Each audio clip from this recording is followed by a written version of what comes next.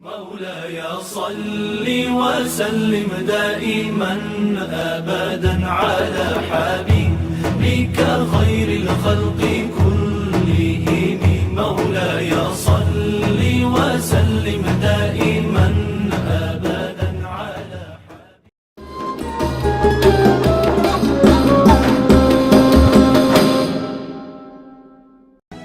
Assalamualaikum warahmatullahi wabarakatuh.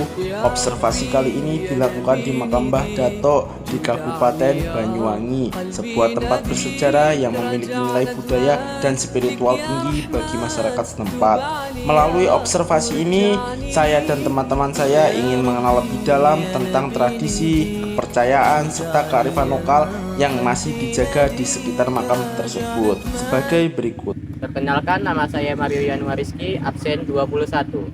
Perkenalkan, nama saya Rizky Jati Pambudi dari kelas 11, absen 31. Kenalkan, nama saya Yordan Fendi-Aksa, absen 34 dari 11-1. Perkenalkan, nama saya Adoni Satavirus dari kelas 11-1 nomor urut 02. Nama saya Haji Muhammad Reza Pahlavi, SHMM.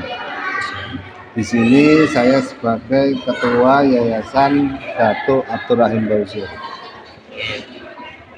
Jadi Bapak, kita ingin mempertanyakan terlebih dahulu satu pertanyaan terlebih dahulu, yaitu gimana sih munculnya agama Islam di Banyuwangi ini, serta gimana sih koneksinya dengan Bapak Datuk ini? Munculnya atau penyebaran agama Islam di Banyuwangi, khususnya yang saya akan ceritakan ini terkait dengan Datuk Abdurrahim Bausir ya. Jadi Datuk Abdurrahim Bausir ini itu awalnya menyebarkan agama Islam di Jembrana, Bali.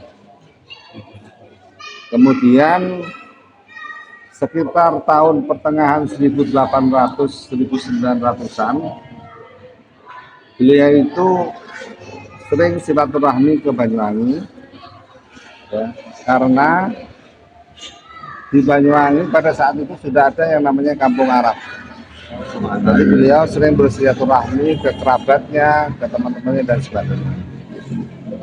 Nah, perkembangan agama Islam yang terkait dengan Datuk ya, itu pada tahun 1860-an kurang lebih ya, antara itu ya.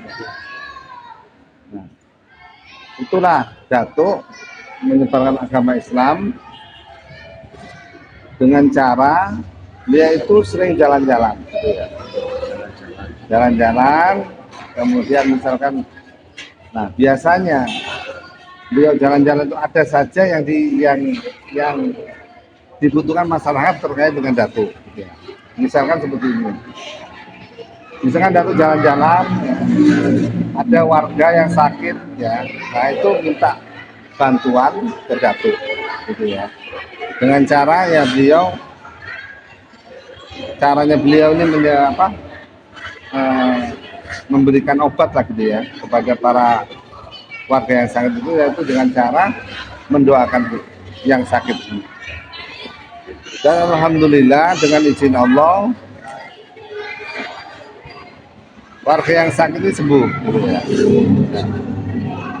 Dengan cara itulah kemudian Datuk itu memberikan semacam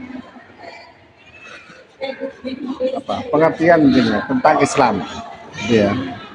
Memberikan pengertian tentang Islam kepada warga yang sembuh dari sakitnya tadi. Nah, dengan cara memberikan pengertian Islam seperti itu, alhamdulillah banyak warga yang sebelumnya itu non Muslim ya, itu akhirnya masuk ke Islam gitu. Setelah itu gimana sih Pak, dibangunnya kayak tempat ini sebagai tempat istirahatnya Bapak Datuk, serta tadi kan Bapak menjelaskan tadi masyarakat di sini kan diajari oleh Bapak Datuk mengenai ajaran Islam gitu. Pastinya apakah ada muridnya atau penerusnya?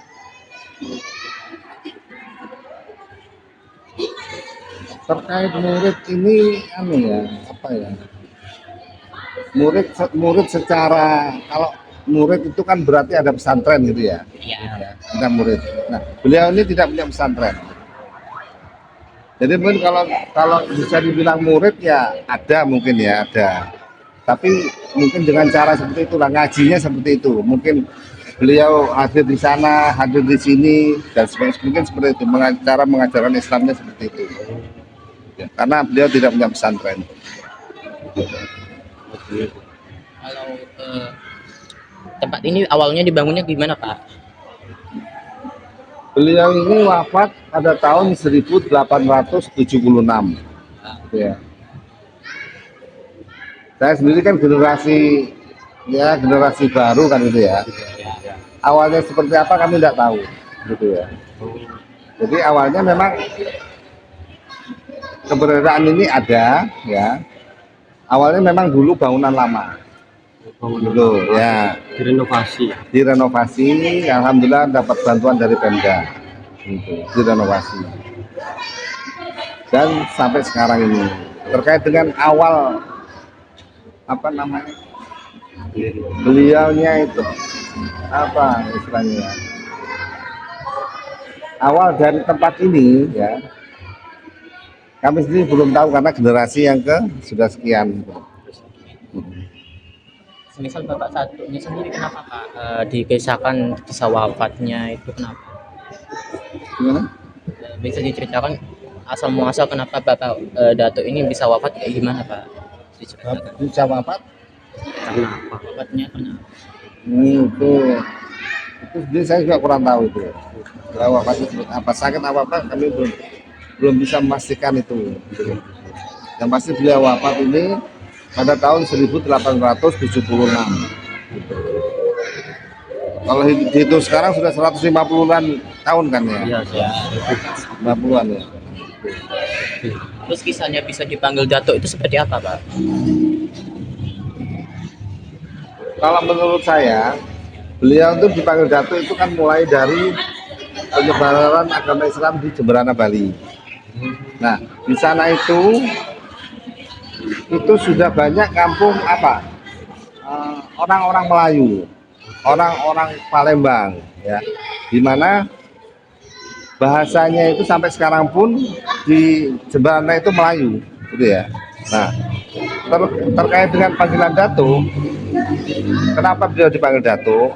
Insya Allah seperti ini, karena beliau kan orang yang dihormati, mungkin orang sepuh, begitu ya, mungkin juga penyebar agama Islam, orang yang ditokohkan seperti itu. Jadi dipanggilnya Datuk. Datuk itu kan bahasa Melayunya kan orang, kalau bisa di googling nanti googling aja. Datuk itu kan bahasa Melayunya kan orang-orang yang terhormat, orang yang dihormati gitu dan sebagainya gitu. Apakah ada hal lain yang dapat diceritakan mengenai hal-hal yang jarang diketahui mengenai Bapak Datuk ini? Insya Allah keberadaan Datuk ini sudah secara umum sudah banyak diketahui orang gitu ya. Nah, terkait dengan ceritanya, manaqib beliau itu setiap tahun dibacakan, diceritakan pada saat haulnya, gitu. Jadi